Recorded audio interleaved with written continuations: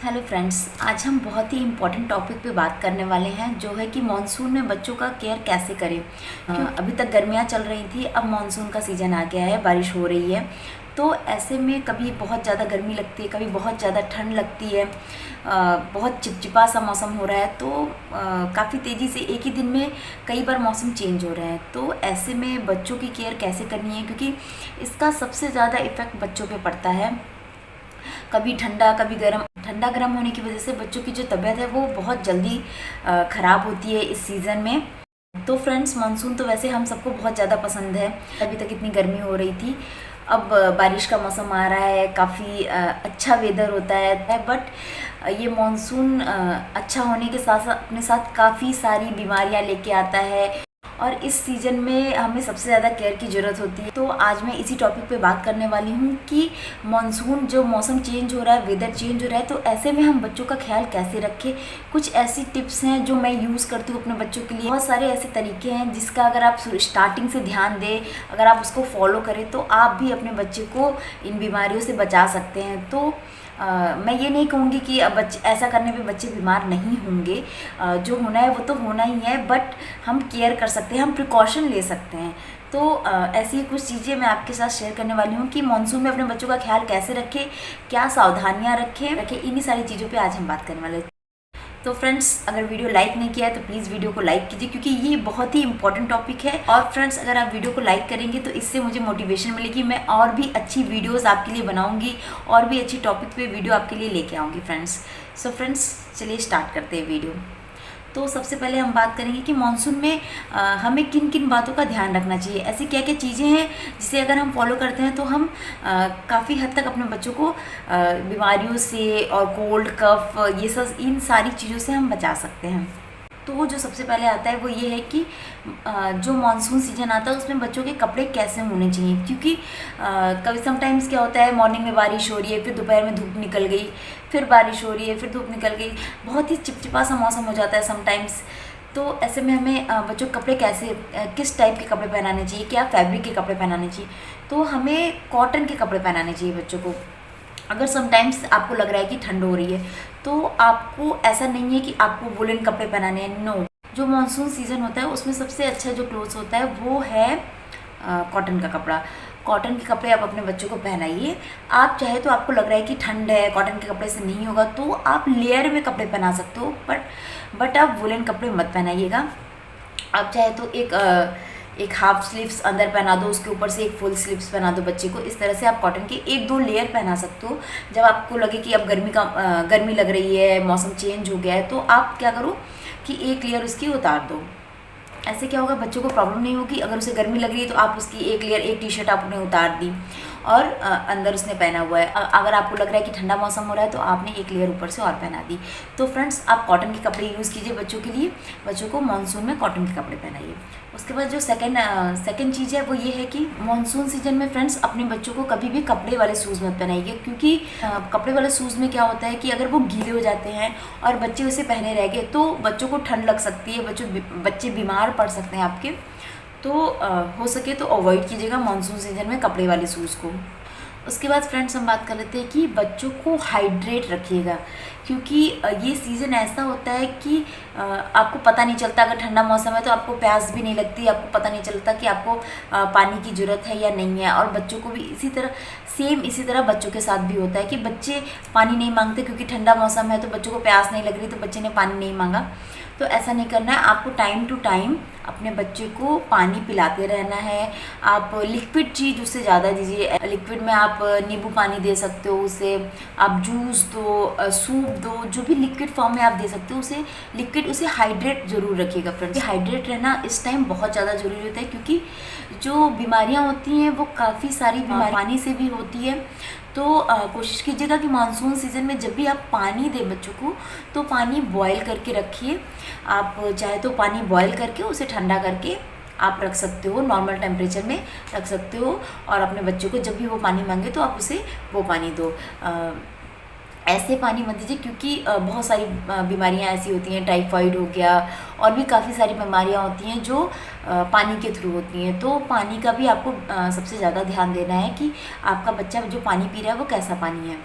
तो और सबसे ज़रूरी बात, क्योंकि मौसम चेंज हो रहा है, मेरे बच्चे को भी अभी 2 दिन से हल्का हल्का सा उसको कोल्ड टाइप का लग रहा था, तो मैंने सोचा कि क्यों ना मैं वीडियो बना दूं और आप लोग को भी इससे हेल्प मिल सके।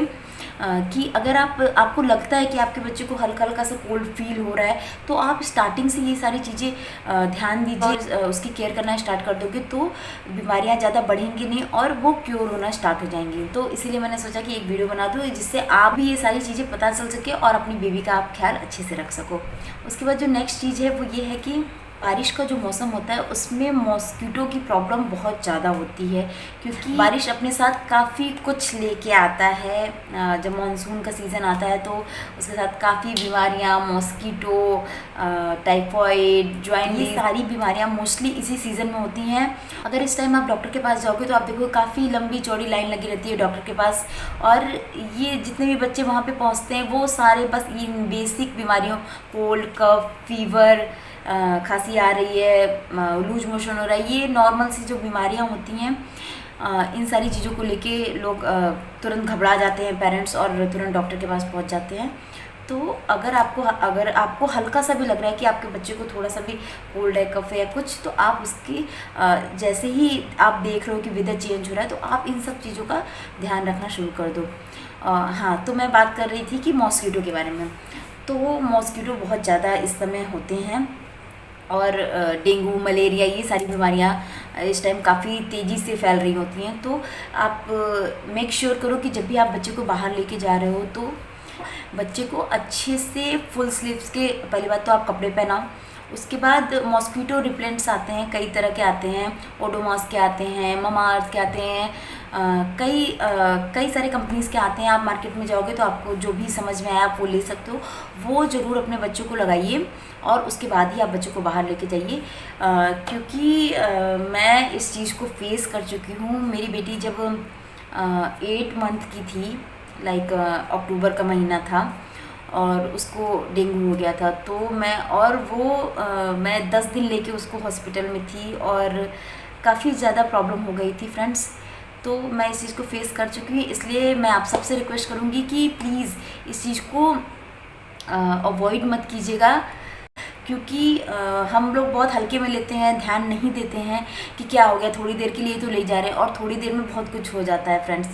तो आप मेक श्योर करो जब भी आप बाहर जा रहे हो बच्चों को अच्छे से फुल स्लीव्स के कपड़े पहनाओ और मॉस्किटो रिपेलेंट ज़रूर लगा के बाहर ले जाइए। और ख़ास करके जब आप इवनिंग के टाइम जा रहे हो, शाम के समय ही मॉस्किटो ज़्यादा होते हैं, तो आप शाम के समय जब भी बाहर जाओ तो बच्चों की ये चीज़ आप ज़रूर चेकआउट कर लो कि बच्चे ने फुल स्लीव्स पहने हैं और बच्चे को मॉस्किटो रिपेलेंट आप जरूर लगाओ फ्रेंड्स। तो जो नेक्स्ट चीज़ है वो ये है कि मानसून सीजन में कभी कभी क्या होता है कि मौसम काफ़ी ठंडा होता है तो हम बच्चों को नहीं नहलाते हैं, अवॉइड कर देते हैं, बच्चों को नहीं लेना है कि आज मौसम ठंडा है, जाने दो, आज नहीं नहलाते हैं।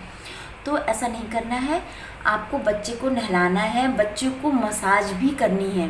बच्चे को अच्छे से आप मसाज दो, जिस भी ऑयल से आप मसाज देते हो बच्चे को अच्छे से मसाज दो। उसके आधे घंटे बाद आप बच्चे को नहला दो। अगर थोड़ा मौसम ठंडा है तो आप हल्का सा गुनगुने पानी से उसको नहला दो, ज़्यादा नहीं नहलाओ, लेकिन नहलाना बहुत ज़रूरी है फ्रेंड्स।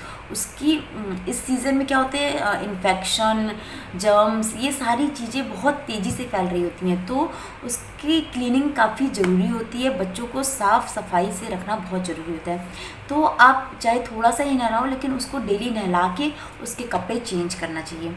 तो ऐसा नहीं करना है कि मौसम ठंडा है तो आपको नहीं नहलाना है, मौसम ठंडा है तो आप हल्के से गुनगुने पानी से उसको नहला दीजिए, बट डेली उसको नहलाइए ज़रूर।